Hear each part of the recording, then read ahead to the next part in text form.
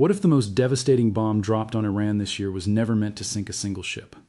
I'm Ryan, a former F-15E combat pilot, and I've spent days pulling apart everything confirmed about the strike everyone's calling the deadliest bunker buster hit of this war, and the real story is stranger than the headline. Stick with me, because by the end I'll show you why a Hellfire missile went into a tanker's smokestack instead of its hull, why 2 Marine units are sitting off the coast doing nothing yet, and why a retired 4-star admiral said he'd be genuinely worried if Washington finally pulls the trigger on the one option nobody's talking about. I want to walk you through this sourced, step by step, because the loud version online does not match what Iran's own state media and independent reporting are actually saying, and I think you deserve the accurate one.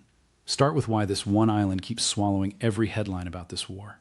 Kharg Island sits 16 to 20 miles off Iran's Gulf Coast, smaller than a third of Manhattan, and it moves roughly 90% of every barrel of crude Iran exports, close to 950 million barrels a year, according to reporting I've cross-checked from multiple outlets.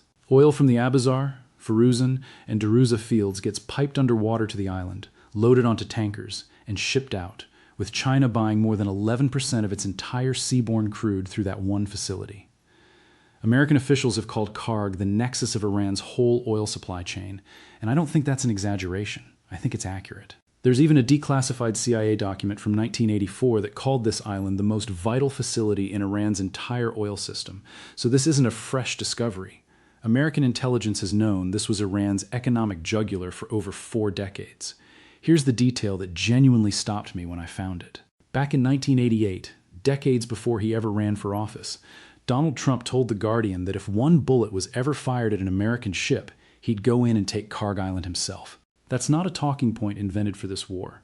That's something apparently sitting in his head since the Reagan years, and I think it explains a lot about why this island specifically keeps coming up every single time he addresses this conflict.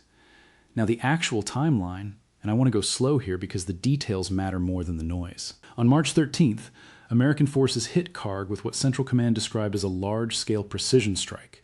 More than 90 separate military targets destroyed in a single night. Naval mine storage, missile bunkers, air defense systems, a naval base, an airport control tower, a helicopter hangar. Iranian officials said they heard more than 15 explosions, and one oil ministry official called the strike enormous, describing nearly 2 straight hours of bombardment that shook the island. 2 hours. That's an extraordinarily long strike package for a piece of land this small.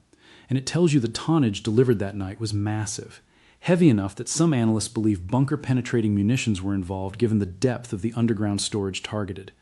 But here's what almost nobody mentions when they scream that Kharg got erased. Not one piece of oil infrastructure was hit. Central Command's own statement said so explicitly the operation destroyed military sites while deliberately preserving the export terminal, and Iran's own damage assessment confirmed it. No oil company employees hurt, no casualties among residents, all sectors continuing routine activity.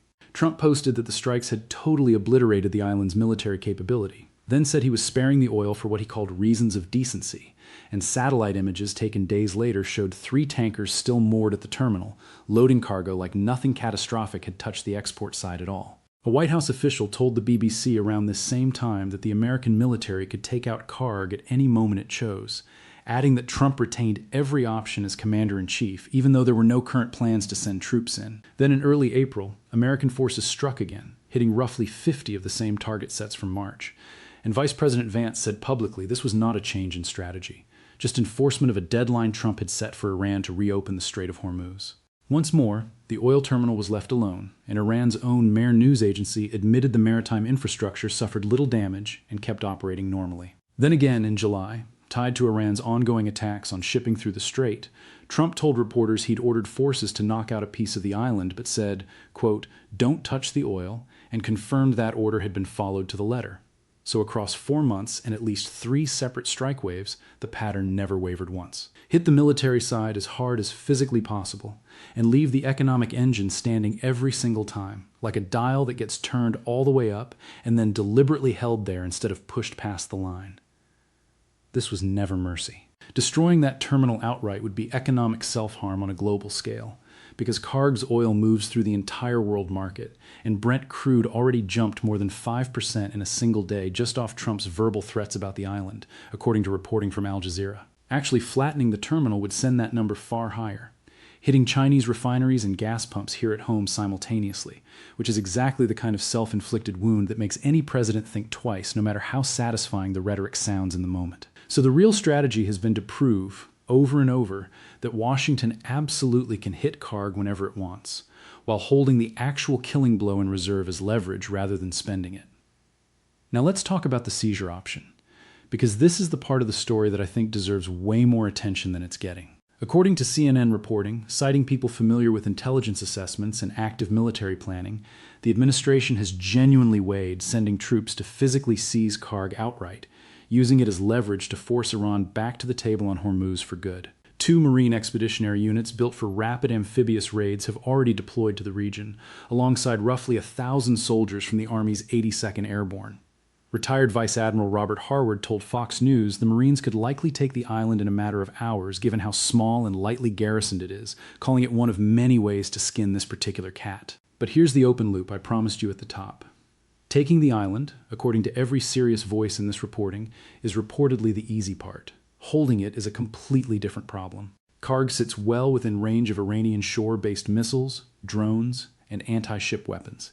And Iran has spent recent weeks preparing for exactly this scenario, laying traps and moving additional personnel, air defenses, and shoulder-fired systems onto the island itself. Retired Admiral James Stavridis, the former NATO Supreme Allied Commander, said bluntly he'd be very worried about an operation like this, because in his own words, Iranians are clever and ruthless. And one Israeli intelligence source raised a possibility that genuinely gave me chills when I read it, that if American forces did seize and hold the island, Iran's most rational move wouldn't be trying to retake it, it would be firing on the oil infrastructure itself, since at that point there'd be nothing left to lose, and doing so would inflict maximum economic pain on the exact asset America was trying to protect. That source admitted there's no way to know in advance whether Iran would actually take that risk. Gulf allies have reportedly been privately urging Washington against this move, worried about Iranian retaliation against their own infrastructure, and pushing instead for dismantling Iran's ballistic missile program before any final resolution. Now, my own honest read, and I'll flag clearly this next part, is analysis, not reported fact. An amphibious seizure of a small island is genuinely one of the more straightforward things a modern expeditionary force can pull off quickly, tracking with historical parallels going back to island landings in the Pacific during World War II, where the initial assault was often the cheapest part of the whole operation. The real vulnerability isn't the landing, it's the weeks after, defending exposed terrain against an adversary that knows every inch of that ground. That sustainment phase is where small garrisons have historically bled the most, and I think that risk is exactly what's holding this decision back right now. There's also a genuinely unresolved thread worth mentioning. Satellite imagery from the Copernicus Sentinel program picked up a gray and white slick stretching roughly 45 kilometers just west of the island in early May, assessed by independent researchers as consistent with an oil spill and possibly the largest environmental incident of the war so far. Iranian officials denied any connection to military activity, blaming waste from a European tanker instead, and I haven't seen anything that definitively settles that dispute either way.